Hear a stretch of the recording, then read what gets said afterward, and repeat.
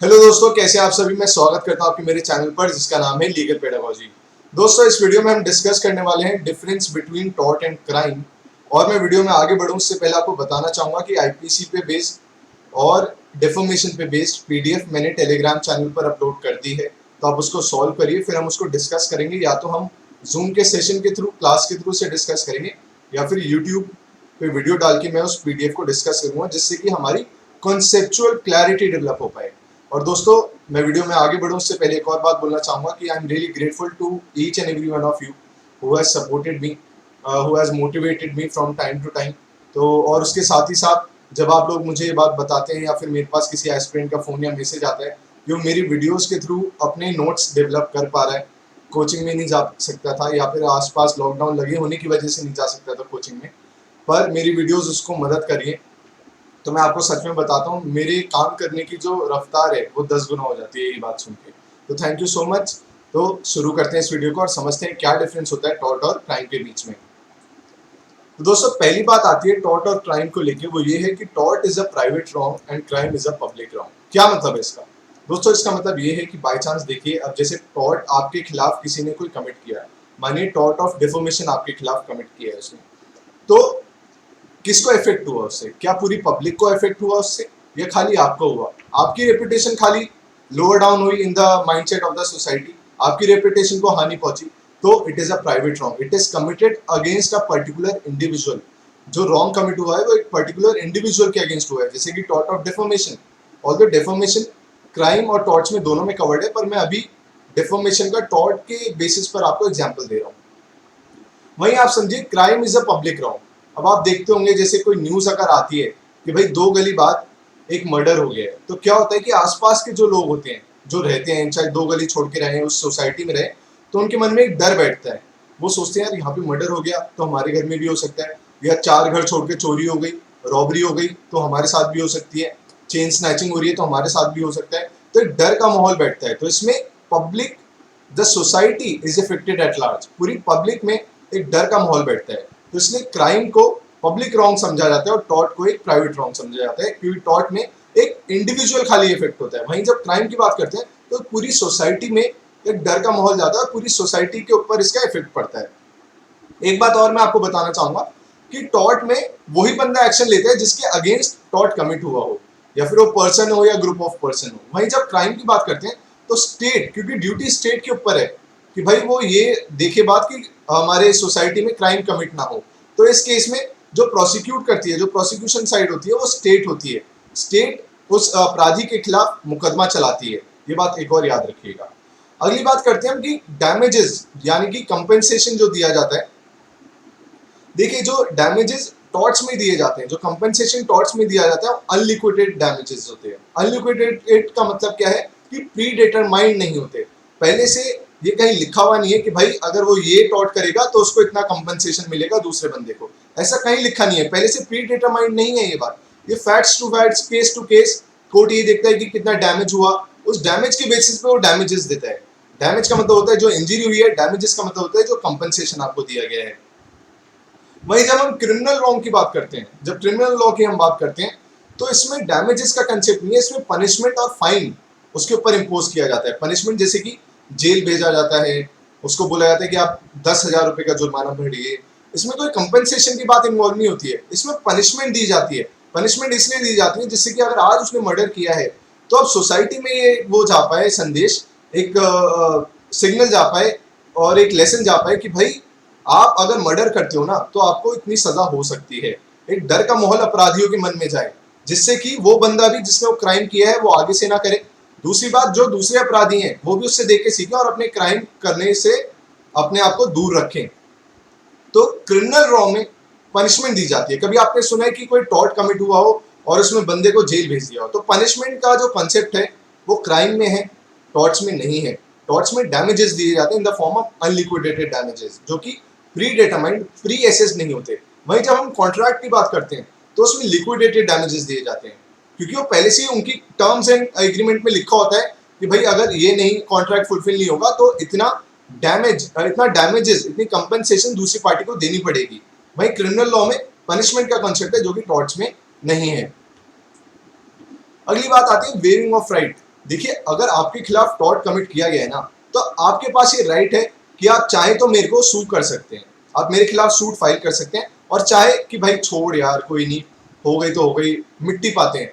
तो अगर आप चाहें तो मेरे को छोड़ भी सकते हैं, बोले कि भाई मेरे को कोई केस वेस नहीं करना, you can wave your right for compensation. आप ये बोल सकते हैं कि भाई नहीं नहीं, मुझे कोई कंपनसेशन नहीं चाहिए, आप चाहें तो सूट फाइल करें, चाहें तो ना भी करें, ये आपकी मर्जी है।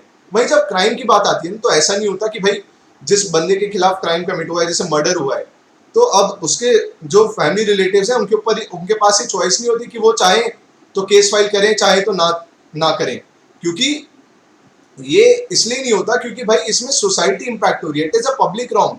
तो इसमें स्टेट खुद आगे आती है और केस रजिस्टर करती है, इन्वेस्टिगेशन होती है, और फिर जो अपराधी होता है उसके खिलाफ केस चालू होता है। तो क्राइम में कभी भी आप अपना राइट वेव नहीं कर सकते। अगर आपके खिलाफ रॉबरी हुई है और आपके खिलाफ अगर रोड पे चोरी की गई है, या फिर आपके खिलाफ कोई एक्सटॉर्शन का केस है, तो स्टेट खुद ही उसमें इन्वॉल्व हो जाएगी। वो आपसे ये नहीं बोलेगी कि भाई साहब बताइए कोई केस करना है या नहीं करना। वो ऑफ कोर्स आप सुनते होंगे कि कोशिश ये की जाती है कि केस रजिस्टर ना हो, ऐसा बहुत सारे केसेस में होता है।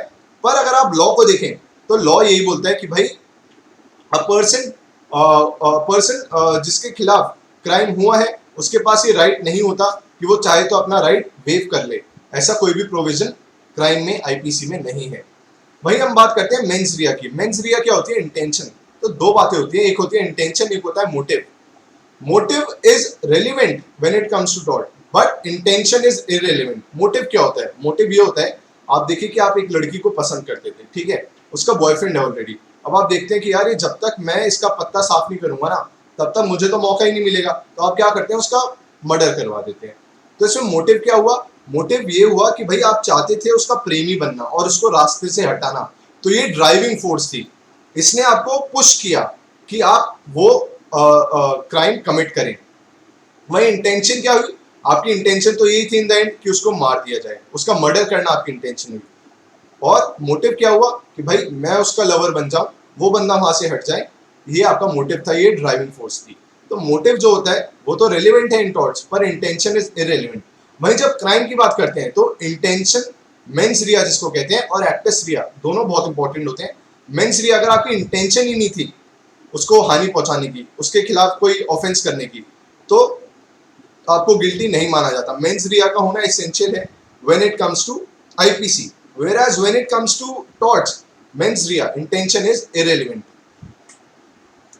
अब बात करते हैं बर्डन ऑफ प्रूफ। तो बर्डन ऑफ प्रूफ क्या होता है? देखिए जैसे आपने सुना होगा कि क्राइम में, अगर आपने क्रिमिनल लॉ पढ़ा है थोड़ा बहुत, तो क्रिमिनल लॉ में अब जैसे स्टेट ने मेरे खिलाफ केस फाइल किया मर्डर का, तो बर्डन ऑफ प्रूफ स्टेट के ऊपर है। अब स्टेट को ये प्रूव करना है कि मैं ही गिल्टी हूँ। स्टेट को सारे एविडेंसेस लाने हैं कोर्ट के सामने और ये प्रूव करना है कि भाई मैंने ही अपराध किया है। और बियॉन्ड द रीजनेबल डाउट, मतलब सारे एविडेंसेस ऐसे होने चाहिए कि थोड़ा सा भी ये डाउट जज के मन में नहीं आना चाहिए कि शायद ये इनोसेंट हो बंदा, शायद इसने ये क्राइम ना किया हो। तो बियॉन्ड रीजनेबल डाउट आपको प्रूव करना पड़ेगा दूसरे का गिल्ट, क्योंकि जो क्राइम होता है उसमें सजा दी जाती है, उसमें आपकी राइट टू लाइफ और लिबर्टी को खत्म किया जाता है। तो इसलिए बियॉन्ड रीजनेबल डाउट वाला कंसेप्ट क्रिमिनल लॉ में अप्लाई होता है, जिससे कि थोड़ा सा भी किसी इनोसेंट को कभी भी सजा ना हो जाए। तो इसलिए बियॉन्ड द रीजनेबल डाउट आपको गिल्ट प्रूव करना पड़ता है। वहीं जब हम टॉर्ट्स की बात करते हैं तो अगर थोड़ा सा भी प्रिपॉन्डरेंस ऑफ एविडेंस पे चलता है, इसका मतलब क्या है कि भाई प्रोबेबिलिटी ऑफ चांसेस थे, हाँ शायद लग रहा है, मतलब कच्चा पक्का भी है पर थोड़ा सा पक्के की तरफ है, तो प्रिपॉन्डरेंस ऑफ एविडेंस की, एविडेंस से देख के लग रहा है कि हाँ शायद किया भी हो सकता है, इसने ही रॉन्ग किया हो, क्योंकि इसमें राइट टू लाइफ और लिबर्टी इन्वॉल्व नहीं हो रहे। तो थोड़ा सा डाउट भी काफी है in case of law of torts to prove the guilt, whereas when it comes to criminal law you have to prove beyond the reasonable doubt। कोई डाउट ही नहीं रहना चाहिए जज के मन में कि भाई शायद ये अपराधी इनोसेंट भी हो सकता है। पर कुछ रॉन्ग्स ऐसे होते हैं जो कि टॉर्ट्स भी होते हैं और क्राइम में भी कवर्ड होते हैं, जैसे कि असॉल्ट, डेफर्मेशन, न्यूसेंस, नेग्लिजेंस। तो इस केस में क्या होता है, जो ये है ना केसेस कि टॉर्ट्स भी और क्राइम भी है, तो आप इसमें क्रिमिनल प्रोसीडिंग्स भी चला सकते हैं और सिविल एक्शन भी ले सकते हैं, दोनों ले सकते हैं आप। सिविल एक्शन के थ्रू आप कंपेंसेशन मांग सकते हैं और जब क्रिमिनल प्रोसीडिंग्स चलाएंगे तो उसको जेल भिजवा सकते हैं, उसकी पनिशमेंट तय करवा सकते हैं। जैसे कि यहाँ पे एक इलस्ट्रेशन दी है कि if Z digs a ditch on public road causing inconvenience to public, Z has committed an offence of public nuisance. Z ने अगर कोई गड्ढा खोदा है रोड पे, चलती हुई रोड पे, तो उसने पब्लिक न्यूसेंस कमिट किया है, ठीक है। पर अगर कोई वहां से गुजर रहा था और उस गड्ढे में गिर जाता है तो ये प्राइवेट न्यूसेंस हो गया, क्योंकि ऑल्दो कमिटेड तो at the society at large, मतलब सोसाइटी, मतलब न्यूसेंस उसने कमिट किया था, पहले वो पब्लिक रॉन्ग था जब तक एक पर्टिकुलर बंदे को इंजरी नहीं हो रही थी।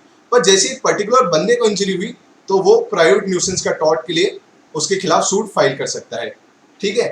पर जेड विल बी, हाँ, पर आप चाहें तो आप क्रिमिनल लॉ मतलब आईपीसी में भी उसके खिलाफ केस दर्ज करा सकते हैं, क्योंकि जो न्यूसेंस होता है वो क्राइम भी माना जाता है और टॉर्ट भी माना जाता है। तो सिविल एक्शन अगर आपको लेना है, अगर आपको कंपनसेशन लेना है इस प्राइवेट न्यूसेंस के लिए, तो भी वो सिविल सूट भी फाइल कर सकते हैं। उसके साथ ही साथ अगर उसे सजा दिलवानी है तो आप क्रिमिनल प्रोसीडिंग्स भी इनिशिएट कर सकते हैं उसके अगेंस्ट। तो दोस्तों ये थी video which was dealing with the difference between tort and a crime. आपको वीडियो पसंद आई हो तो चैनल को जरूर शेयर करिएगा और वीडियो को लाइक करिएगा। Thank you so much.